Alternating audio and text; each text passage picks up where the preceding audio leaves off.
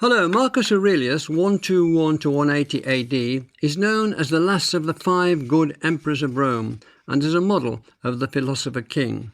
He was a Stoic, and while on military campaigns he compiled ideas on how best to live his life and how best to rule. These became known as his Meditations. They've been treasured ever since as an insight into the mind of a Roman emperor and an example of how to avoid the corruption of power in turbulent times. With me from their homes to discuss Marcus Aurelius are Simon Goldhill, Professor of Greek Literature and Culture and Fellow of King's College, Cambridge; Angie Hobbs, Professor of the Public Understanding of Philosophy at the University of Sheffield; and Catharine Edwards, Professor of Classics and Ancient History at Birkbeck, University of London. Catharine Edwards, what was it about the Roman Empire in the 2nd century that made it seem stable? Well, I think in some ways it's a piece of good fortune that there had been a succession of emperors who were all relatively sensible and conscientious, and all of whom who had relatively long reigns. So the Emperor Trajan reigned for around 20 years, was followed by Hadrian for another 20-odd years, then Antoninus Pius, who reigned for another 20-odd years to 161, and then he's succeeded by Marcus Aurelius. So that makes an enormous difference, really. There's very little sort of disruption in terms of the transmission of power. Why were they called good emperors by Machiavelli? He added Marcus Aurelius to that list. How did he define that? Well, I suppose that they managed not to be too much despised and resented by their subjects, and perhaps particularly influential there would be those subjects who are recording histories. Someone like the historian Cassius Dio, who's writing a history in the early 3rd century, and he looks back on these emperors and is largely admiring of them. And of course, there's also the very sharp contrast between their rules and particularly the rule of Marcus's son Commodus, which was a very unhappy state of affairs. He was eventually assassinated. They ruled for a long time. What else made it seem stable? On the whole, these are all rulers who devote a lot of attention to communicating with provincial governors, to paying attention to the legions, to managing the population of the city of Rome. All these different requirements on an emperor's time are ones that they are largely attentive to, although with some variation. So at the same time, I mean, we could see this stability as perhaps to a degree illusory. There are all kinds of threatening things kind of on the edges of the empire with the Germanic tribes in the north already creating difficulties earlier and difficulties on the eastern frontier as well. How did Marcus Aurelius come to power? Well, Marcus Aurelius was really picked out from a very young age as a potential emperor. His father, Annius Verus, was a distinguished Roman senator, but it's particularly his grandfather. His father died when he was quite young, but his grandfather, Annius Verus, was clearly a very sort of big cheese. Marcus had family connections to the emperor Hadrian. His aunt was married to the emperor Hadrian, and then he also had a family connection to Hadrian's heir, Antoninus Pius. And when Hadrian's initial plan for his succession, because he didn't have any children of his own, but he had a plan for his succession that didn't work out, but then he adopted Antoninus Pius. And at the same time, he got Antoninus Pius to adopt Marcus and another young man, Lucius Verus. He then has sort of over 20 years of being kind of in training to take over as emperor. Thank you. Simon Goldhill, how Greek was Rome at this point? You can quote Horace if you want. I will quote Horace, yes. It's fascinating that in this day of fascination with post-colonialism and with decolonizing the curriculum, that the mother of all empires, the Roman Empire, was actually overwhelmed by the culture of one of the countries that it itself conquered. And as you said, Horace said that captured Greece managed to capture its fierce conqueror. And it's the case that if you look at Roman architecture, It's borrowed from Greek. Greek art is the basis of Roman art. There would be no literature in Rome without Greek literature. Education, the education system started with Homer, with Greek texts. And perhaps most importantly of all, the Roman elite spoke Greek as a normal part of their language. And of course, maybe the soldiers on the street didn't, but the elite did, to the extent that we're very used to hearing about from Shakespeare that when Caesar was being assassinated, he said et tu Brute, but actually what he said was kai soteknon in Greek. He said, and you child. So at the moment at which he's actually being killed, you might think he would go to his mother tongue. But for him, the mother tongue is Greek, and that's the Emperor Caesar. So speaking what Greek, effect did this have on the politics as pertaining to Marcus Aurelius? Well, I think it's more of a cultural politics. It's a fascinating time for thinking about how the cultural politics of the period worked. They tended to build cities of a particular sort, and there was a lot of benevolent patronage of towns from the very wealthy, and the literature and the culture of the period took over in that way. Greeks became senators, and Greeks could even become consuls. So there was a huge overlap between these areas. Of course, some Romans were always a bit worried about the Greeks of being a bit too effeminate with their arts and their philosophy. But when we see Marcus Aurelius writing something like the Meditations, he writes, of course, in Greek. Was this the real Greece, or was this an idealised or heavily appropriated version? Well, for both the Greeks and the Romans of the 2nd century, there was a fantastic projection of what we ourselves are interested in as the classical city, the city of Athens in the 5th and the 4th century. So quite remarkably, most of the people who wrote grown-up Greek, that is to say the elites, the doctors, the philosophers, wrote Greek of a sort that was being spoken and written by Plato some 600 years earlier. It's a little like us sitting around talking Chaucer to each other on the grounds that we're really English. So it's quite remarkable that there is this sort of fantasized version. People, if you read Greek novels of the period, and there are some great Greek novels of the period, they write as if Rome didn't exist, and they're as if they were living in a world of the 5th century BCE. So there was indeed a fantastic sense of an ideal Greece which people were trying to live up to. Angie Hobbs, Stoicism is going to be part of this discussion. It was very much part of Marcus Aurelius' life. What were the main aspects of Stoicism relevant to him? Yes, so we live in a materialist cosmos interpenetrated by divine rational fire, which has arranged everything for the best. And our individual human reason is a spark of this divine reason. And our task is to understand how everything has in fact been arranged for the best and accept that something which appears terrible to us now is in fact part of this greater providential plan. And as rational beings, we are connected to all other rational beings in the cosmopolis, the world city. So for Marcus, there's always going to be this tension between his allegiance to the city of Rome and to the cosmopolis, the Stoic world city. What particularly drew Marcus Aurelius to it? I mean, that's a very good wide shot. But what particularly drew him to it? Why did he go for it and stick with it so tenaciously and profitably for the rest of his life? Well, because if we understand and follow the tenets that we've looked at, then that is what it means to live in accordance with nature. And our virtue and happiness lie in this. And virtue is the only thing good in itself for the Stoics. Everything else which people call good, such as wealth or status or even health, are usually to be preferred in Stoic terminology, but they're not actually good. So this means, and this is what I think is crucial for Marcus, this means that our virtue and happiness are up to us and are not dependent on external factors outside our control. So Catherine's been talking about all the problems he has, and with the Germanic tribes in Britain and the eastern edges of the empire, there's a plague as well. He's got all these problems, but what can he control? He can control his inner rational virtue and happiness. So the past is gone, the future is yet to come. All we can do is live in the present moment and accept it and enjoy it. So don't waste time regretting the past or fearing the future.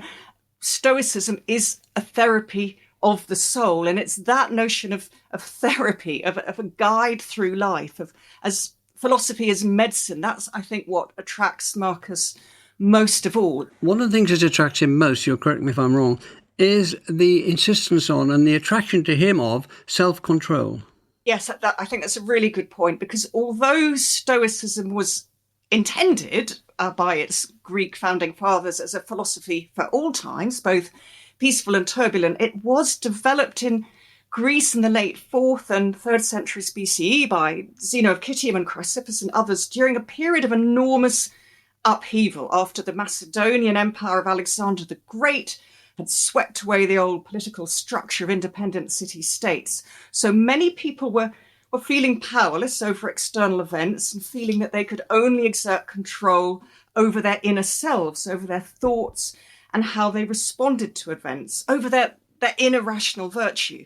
Now, you might think, well, goodness me, Marcus is the most powerful person in the Roman Empire. Why is he feeling out of control? Well, he often does. It's very clear from the intimacy of his meditations that he often feels that external events, he is there, his job is to accept them, to embrace them, and all he can do is to respond to them virtuously. Would it be true, or would it be accurate to say that although he's emperor of this massive empire and lives in enormous buildings and has all the money in the world, let's leave it at that, he still insists on leading a simpler life as possible. He sleeps on the floor until he's told that it doesn't do if an emperor sleeps on the floor. He is revolted by sexual congress, let's call it, and anything to do with the body, dirt, sweat, that sort of thing. He seems determined to sort of what we might call sort of normalise himself and get rid of the imperial carapace. Does that make any sense?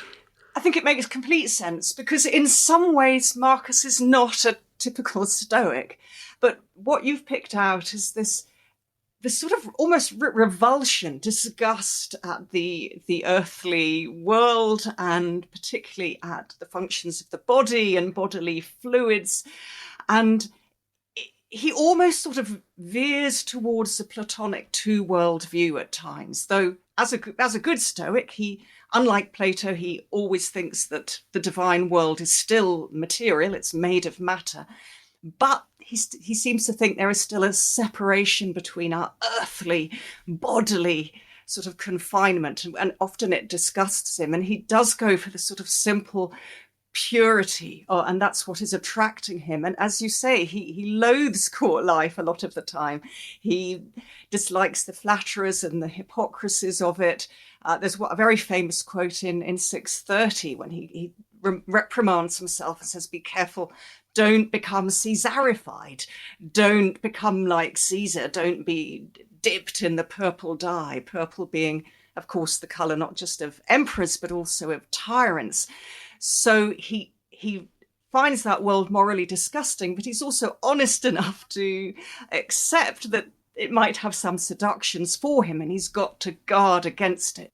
Thank you. Catharine Edwards, in Marcus Aurelius we have an opportunity to examine the making of an emperor's mind. Can you tell us about his tutor, Fronto, and his impact? Well, Fronto is appointed to be Marcus's tutor in sort of around the time that Antoninus Pius becomes emperor. He's sort of 18, 19 at this point. So he comes to work with Fronto initially as a teenager. And we're very fortunate because we do actually have a collection of letters exchanged between Marcus and Fronto, written over a roughly more than 20-year period. They only come to an end, it seems, with the death of Fronto in the late 160s. So what's frustrating about this collection of letters is that we don't have any dates on them. So people have sort of tried to guess what order they come in. But they're a very sort of intimate body of correspondence in many ways. And what's quite interesting is... What do you mean by intimate? Well, Angie's just been talking about, and you were talking about the ways in which in the Meditations, Marcus appears to be disgusted by the body and very sort of detached from his physical self in as much as he could be. In fact, in the letters, there's an awful lot of kind of toing and froing about the health of Fronto, indeed the health of Marcus, that it seems to be in a very different kind of a register. There's almost a flirtation between them, which is very intriguing. And some scholars have suggested they were lovers potentially. And even if one doesn't want to go quite that far, I mean, I think we can certainly see here a sort of engagement in the sort of tradition, perhaps within the Platonic school of kind of the teaching relationship as a sort of almost eroticized relationship. So, but what did Fronto teach him? Okay, so Fronto was teaching Marcus oratory. So Fronto was a distinguished orator. He came from North Africa, one of many North Africans in Rome, prominent in Rome. He was regarded as Rome's best orator since Cicero. So he was really teaching Marcus how to make speeches. And during this time, Marcus was actually called upon to make speeches in the Senate. So this was, it was pushing that teaching into practice straight away. But he was also training him in how to write letters, because that's also another really important part of the emperor's job, kind of writing letters to officials and subjects in distant provinces of the empire. Angela, you want to come in? Well, yes, because I wanted to ask Catherine and Simon, because though I knew the Meditations fairly well, I hadn't actually read the correspondence with Fronto before preparing for this programme. And I was pretty startled reading it for the first time. And to my ears, it read as if this was a really intimate and romantic relationship. And I thought maybe I've misunderstood. Maybe this is typical of letters of the time between student and master. But as I said, I was quite startled, and particularly as Marcus is already moving away from Fronto's sort of rather contempt for philosophy. Marcus is interested in philosophy from about 11 or 12. He's got Stoic mentors from quite early on in his teens. So it's very much not it's Fronto's character and personality that's really appealing to him. And as I said, to me, it did read very romantically. Yeah, well, I think it's quite important that the letters survive, and they're not going to be deeply embarrassing to the emperor. So they're not suggesting there was some sort of corrupt and dangerous relationship between teacher and pupil. I think it's a heightened emotional sense that gives us some idea of the sensitivity and intimacy that you might expect from a philosopher king. Yes, right. Simon, while I'm with you, another influence was Herodes Atticus. Yeah. He was another tutor, as I understand, another teacher. What was he and what impact did he have? He was a very different sort of character. He was Greek rather than Roman. He certainly wasn't from North Africa. He was from Athens, and he went on to be a Roman senator, a consul, actually. He was super rich, which always helps. It also helps. Helps what in this case? It helps in having a strong relationship with power. So He was a Greek who came right up to the centre of power. He worked under Hadrian, he worked under Antoninus Pius, and then he got to work with the third emperor as a teacher, a teacher of culture. Herodes Atticus was a patron of the arts. He, as I said earlier, in terms of cultural politics, he built stadiums, he built religious buildings, he built Odeons where you could go and listen to poetry. And he was not a Stoic. He was very much not a Stoic. In fact, he thought Stoics were rather dull. And by getting rid of emotions in the way that Angie was talking about, in terms of control and not liking the body, he thought that just made you rather heavy and boring. And I think he'd much rather have a glass of wine and sit around, and he had no problems whatsoever in having sex, and he didn't have any problems about his body. So I think he was giving a quite different version of the world to Marcus Aurelius. And one of the fascinating things is to see how Marcus Aurelius emerges from Fronto on the one side and Herodes Atticus on the other to become his own man. We should note that Marcus Aurelius and his wife Faustina do have at least 13 children, so he obviously overcame his revulsion to sex fairly often. Not necessarily. That's right. He's doing his duty. In what ways, Angie, can we go back to the Stoicism of Marcus Aurelius? Were there any ways in which he was not a typical Stoic? Yes, I mean, and we've already touched on some of these. We've touched on his sort of revulsion from the body and bodily functions. And I think that's part of a sort of rather melancholy, almost elegiac worldview that comes through really quite often in the Meditations. He again and again, he writes of humans, including emperors, including the most powerful generals of all time, that we are just insignificant specks in the limitless sweeps of time and space.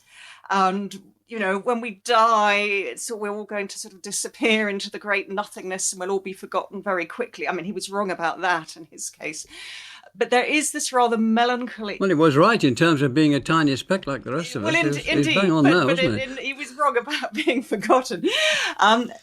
So he's struggling quite often to go along with the Stoic idea that you should always embrace what happens and be cheerful and be calm and accept everything gladly. I think he's quite often of a melancholy disposition and he has to struggle quite hard to be a good Stoic. Another big difference, I think, is that he's much more gentle and more forgiving of moral failings in others than the original founding Stoic fathers, who were pretty uncompromising, pretty stern. That said, that said, he's often pretty irritated with those around him, and he has to again struggle quite hard to be forgiving. You get the sense that he didn't suffer fools gladly, but he did suffer them stoically. I also get the sense here, forgive me, Angie, I mean, you've been a star contributor to this series for a very long time, but there's a bit of whitewash going on there. I mean, he was a military commander. He went into wars. Yeah. The big monument to him is ringed by the number of barbarians he slaughtered. Christians were seemed to be near his philosophy in a way, but they were still criminals when he took power, and he didn't pass a law stopping them being criminals, and so on. He got about the business of being a good old battling, butchering Roman emperor when it was necessary. Is that a bit of a caricature too? No, I mean, he's a complex character. I think that's one of the reasons he fascinates me. And there are always these tensions between his practical daily life as a ruler, as a very active ruler, very hands-on, and these sort of quiet retreats in the evening to sort of write up, you know, the meditations of the day. And in fact, he says in the meditations that he reprimands himself for wanting to just reflect and study and read all the time. And he says, no, you can only have short retreats into the citadel of your mind.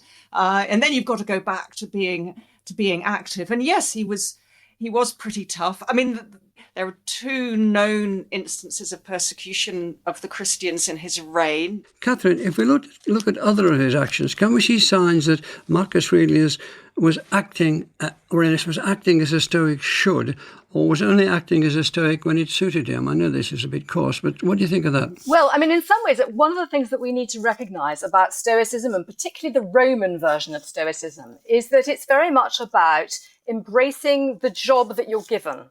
So Marcus is given the job of being a Roman emperor, and so performing his job properly is, actually being a good Stoic. So, and even though some of it he finds uncongenial, it's a struggle for him, the very struggle is itself can be embraced for Stoicism. Stoics like to struggle. When you struggle, that's when you get to exercise your virtue. So doing things that are not to your taste is kind of actually a good thing if you're a Stoic in some respects. So doing the job of being a Roman emperor, in some ways we don't really see any very obviously Stoic actions on Marcus's part in terms of he's praised for the attention that he gives to the law.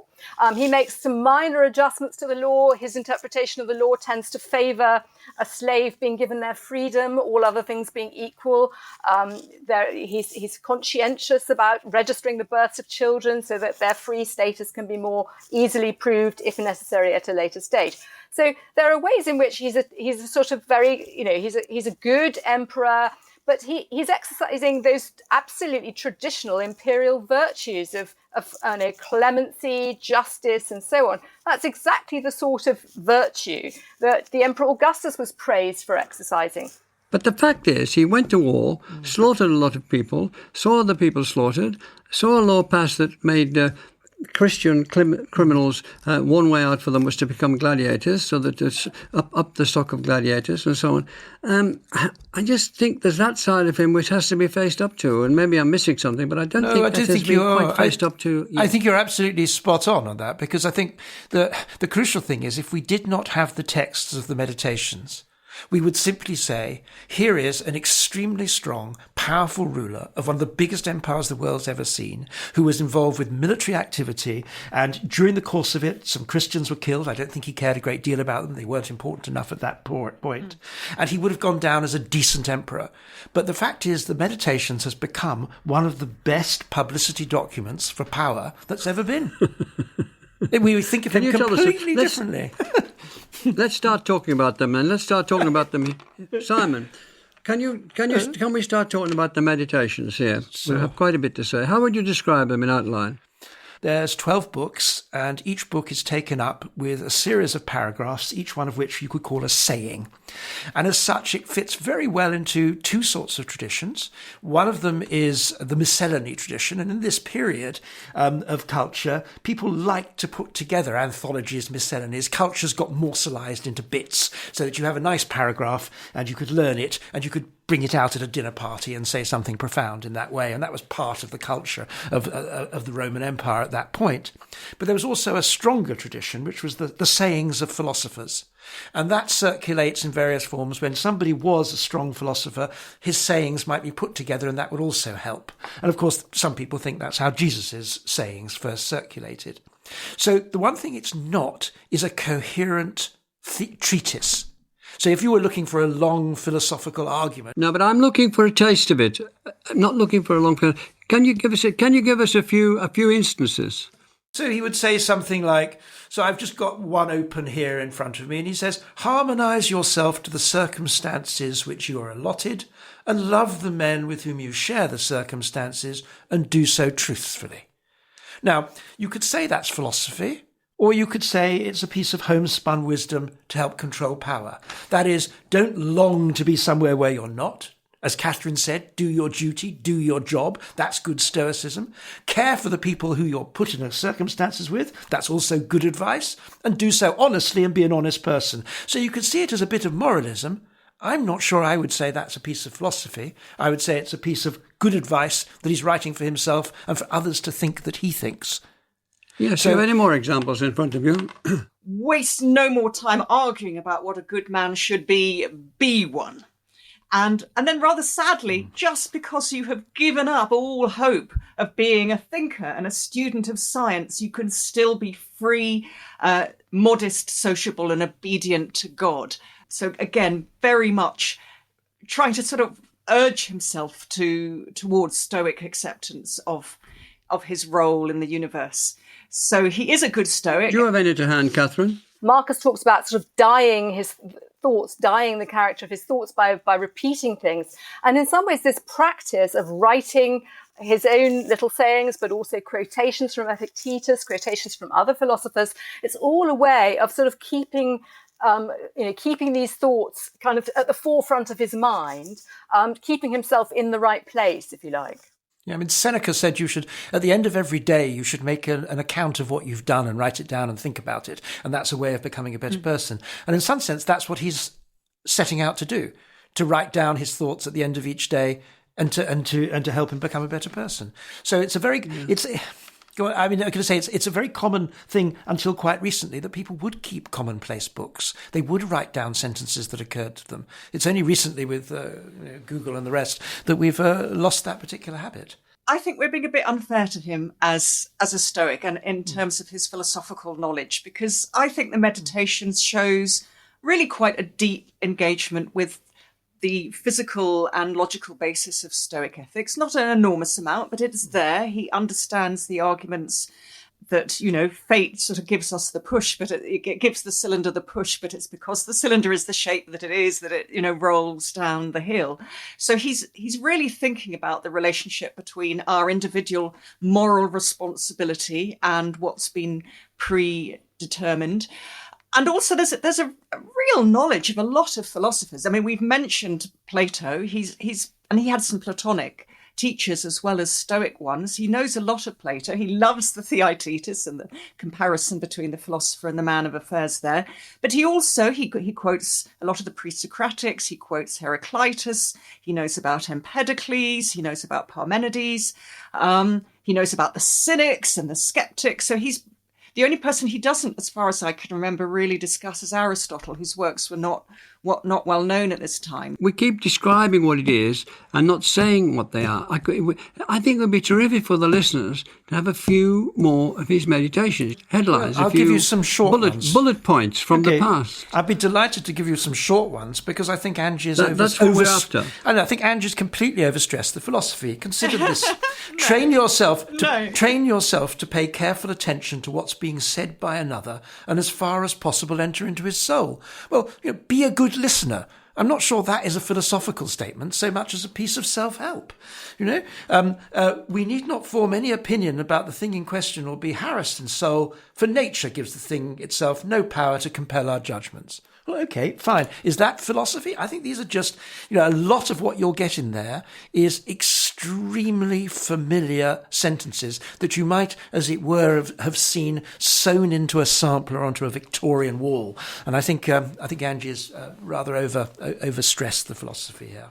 There certainly are some moments where we get these slightly more paradoxical kind of and more obviously stoical statements. So he says, where life can be lived, so can a good life, but life can be lived in a palace. Therefore, a good life can be lived in a palace. That sort of grudging sense that, virtue is possible anywhere. You could say, well, even a slave can live a virtuous life. For Marcus, it's even an emperor can live a virtuous life. That kind of recognition of the particular challenges that an emperor faces. That is the sort of sense, as Angie was emphasizing earlier, that for the Stoics, only virtue is important. And that's where we see, a kind of quite specifically Stoic edge to his observations, I think. Oh, no, I shall continue to defend Marcus Aurelius. I think it's a really good example of Stoic ethics in practice by a man of action who's not pretending to be an original thinker, but he knows his Stoic philosophy and he's really trying to put it into practice. He was celebrated for his philosophical interests, even by his contemporaries. So the biography of him, admittedly a rather sort of unreliable work, but the biography of him that has survived from antiquity specifically praises his kind of philosophical calm, at the very outset, and connects that with his virtuous rule. But of course, there's a great deal of pressure being put on this because everybody wants to appear to be the good philosophical ruler. So it's also about self-presentation and how you want to be remembered and how you want to come across.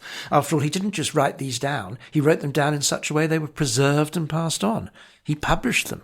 Simon, do we know how they were valued at the time, early in their existence? Well, that's a very, said they were copied. Yes, but they were copied, otherwise we wouldn't have them, and they were preserved by Christians too, who liked the sound of them.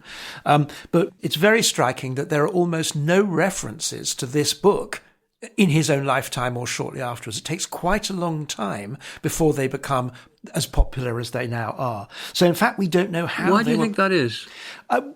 It's extremely hard to tell. It could be just by chance. But there are very good reasons why it would have survived and why it might have circulated. After all, it's written by the emperor, the most powerful man in the world. It's a coherent book, as Angie will say. It gives us the fascinating insight into his inner life. And it lets us see something about power's ability to control itself, as you said earlier, to self-control, and whether education really can temper absolute power. And of course, we're also talking, we started by saying it was a period of calm, but it's also a period which has been called an age of anxiety. This is the period in which Christianity is getting going, in which there are a lot of cults going, rabbinical Judaism is getting going. There's lots of people trying to understand how we might live with the world. And Marcus Aurelius gives another version of that for people to work with. So there are lots of reasons why. And the Antonine Plagues, of course. And how to deal with the Antonine Plague, something that has become slightly more pressing now. But So there are lots of reasons why people might have wanted to read it. But oddly enough, we don't, I think, have any reference to it until really quite late. Well, can we talk about the quite lateness of it, Catherine?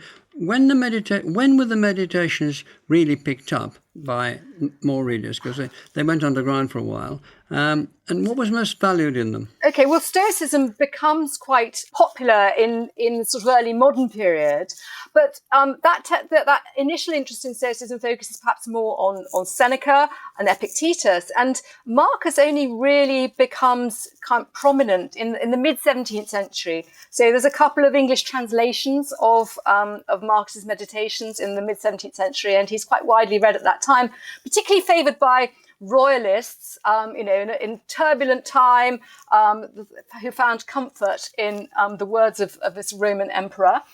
In the 18th century, Gibbon does single him out as among the more admirable Roman emperors, with perhaps a little bit of a comment about the way in which he liked to think of himself as being virtuous.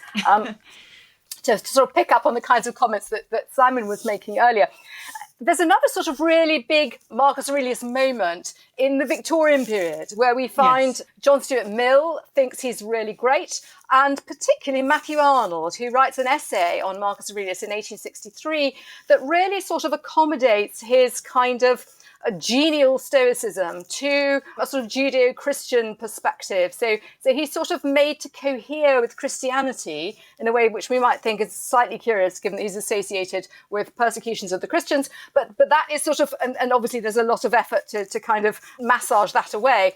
But he's seen as being a sort of prototype for the man of action who is not a sort of bloodthirsty, kind of violent person, but who has these virtues of self-control, who exercises power reluctantly, governs his empire, conducts these great military campaigns. And of course, for another imperial nation, that's a fantastic model, really, of sort of, the virtuous exercise of power, just defending the empire's borders, no militarism, no gung-ho campaigns, but, a model of kindness and geniality, justice. Except he was also also the favourite book of Cecil Rhodes, so a slightly darker side of imperialism there. I mean, and you mentioned Matthew Arnold, and of course his father had been headmaster of Rugby School. So as you say, there's the kind of muscular Christianity meets Stoicism, Absolutely. Which was kind of the religion of the British public schools, meant to be training officers for the empire. But there is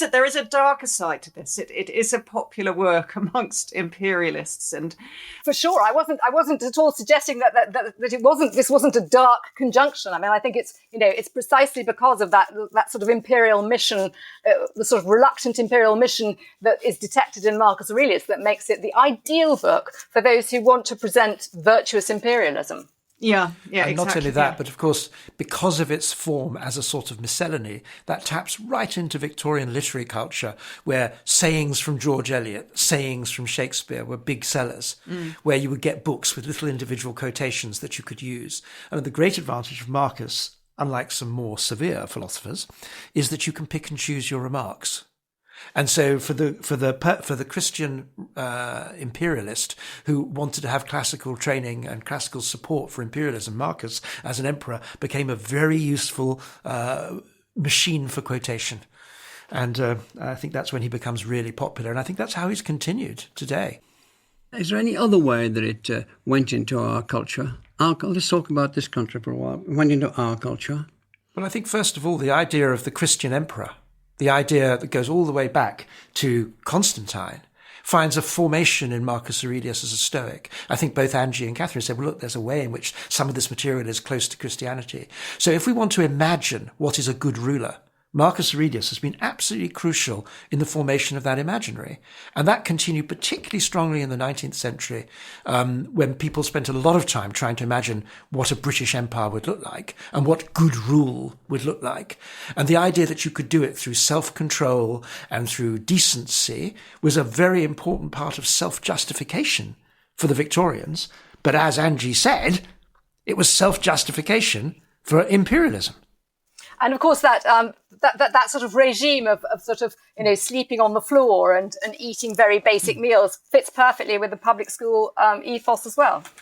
But also, There's been a revival in recent years in Stoicism generally, and Marcus Aurelius's Meditations has played a huge part in that. And in cognitive behavioral therapy, in the mindfulness movement, and I can understand why. So I want to continue defending the Meditations a bit here, because though I personally don't subscribe to the Stoic doctrine that everything is ordained for the best and that grief and anger are never appropriate responses, I do think it can still be helpful sometimes to ask whether I can change how I view and respond to something. And I certainly think it can be helpful to focus on enjoying the positive, preferable in Stoic terms, the preferable things about one's present situation, and not spend too much time or energy regretting the past or worrying about the future. And I strongly and probably unfashionably agree with the Stoic emphasis and particularly Marcus's emphasis on trying to cultivate one's own virtues. There's a current fashion for cynically dismissing all these attempts at virtue cultivation as mere virtue signalling, but I personally find that a really lazy response, and I think we could do with a bit more virtue amongst. Well, Angie, us. Apart from everything else, you're a mind reader. I've got on my sheet of paper here very little time left, and we haven't talked about the thing that mattered most to him, which was virtue. Yes, well, what did he mean by virtue, and how did he want to see it practiced? Virtue is your rational acceptance of your place as a spark, as a rational spark of the cosmic rational order. It's acceptance of that, and more than acceptance, it's embracing it and all that follows from it, and which will result in you living in accordance with nature. So virtue is literally living in accordance with nature, but to understand what that means. But what sort of nature? The nature of wolves or the nature of birds on trees? What are we talking about? The nature of the cosmos, which is this rational, ordered whole permeated by divine rational fire, in which everything has been preordained for the best. Self-control is absolutely crucial, and control of the emotions. And that would be part of the virtue, that you didn't allow, crucially, you don't allow anger to disturb you, you don't allow grief to disturb you, you don't allow pleasure to disturb you, but you always aim at the balance which leads to the control of yourself and to harmony with the universe. The danger with that, where Aristotle would come back and say, a just man has to be angry at injustice. I know, and I agree with Aristotle with there. And I agree with Aristotle too, so that's why I'm resisting this. Well, thank you all very much. I enjoyed it. I hope everybody else did. Thanks to Angie Hobbs, Catharine Edwards and Simon Goldhill. Next week, Coleridge, Water, Water Everywhere, Nor Any Drop to Drink. It's the Rhyme of the Ancient Mariner, of course, and our 900th edition of this programme. So thank you for listening. And the In Our Time podcast gets some extra time now with a few minutes of bonus material from Melvyn and his guests. Wow, 900 editions, amazing. That's incredible. Yeah. Wow.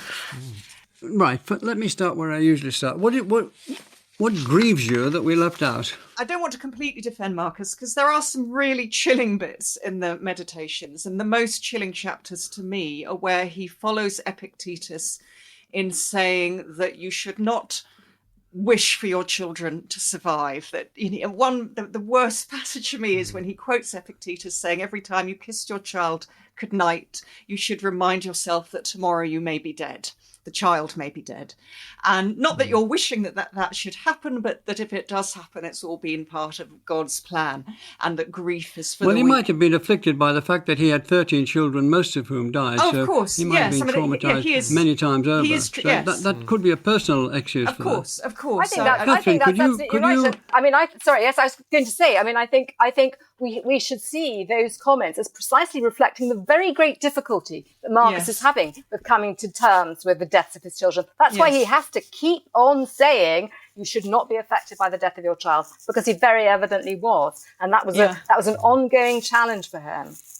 I completely agree with you, but I still dislike the aspect of Stoicism which defines anger and grief as passions which are inappropriate judgments about the world, and affections are fine, but the passions are not. I think that grief and anger are sometimes not only appropriate responses, but the only responses. Okay, I wanted to talk about the equestrian statue of Marcus Aurelius, which stood on the Capitoline Hill until very recently, from 1538. And it's one of the very, very few equestrian statues to have survived from antiquity. And it survived because it was mistaken for the Emperor Constantine for many centuries and therefore preserved. But a 12th century visitor to Rome remarks that one of the horse's hooves is actually resting on a trampled barbarian. So although the statue now sort of radiates this incredible stoic calm, we also need to think about what it might have been like, what impression it might have made when it showed the sort of triumphant emperor trampling on his enemies. I think what's fascinating is the tension that's appeared. Two tensions, really. One of the tensions is between, is he a philosopher or is he a self-publicist who happens to have some nice things to say? And the second is, for me, the fascinating question about why does he matter, if he's a good or a bad philosopher? And I think there is a really, really long history here of how we think about what is good rule, in which he has had a very, very powerful effect. And I don't know whether it's a good effect or a bad effect, but it's certainly been a powerful effect. And it's very interesting that both Julian the Apostate and Constantine, who come not long after, are emperors who are intent on proving themselves to be philosophers. And that goes off into the early modern period, as Catherine said earlier, and becomes a real issue. What is the training for rule? I mean, in our own country, we don't really believe there's any training for rule, as far as I can see. Yeah, yes. And, it's very interesting that here's somebody who says, no, there is a training for rule and it looks like this. And I think that would have been a very good and interesting thing for us to think about. Bill Clinton apparently loves the Meditations and had recourse to it quite often. Didn't necessarily always put it in practice in terms of self-restraint. I was going to say self-restraint being his middle name. Not his middle name, no. But I'd like to ask Catherine and Simon what they think about the passage in 11.3, which is the only apparent reference to Christians in the Meditations, where he appears to be irritated with them for rushing off to martyrdom when they could have recanted and they could have worshipped the Roman gods and they could have escaped being... Well, I mean, I think that the point of the contrast that's being drawn in that passage is between a Stoic approach to choosing death, where you think very carefully before you take your own life. And of course, that's a very established and particularly Stoic practice that's associated with, Cato the Younger at the end of the Roman Republic, associated obviously with Seneca in the time of Nero.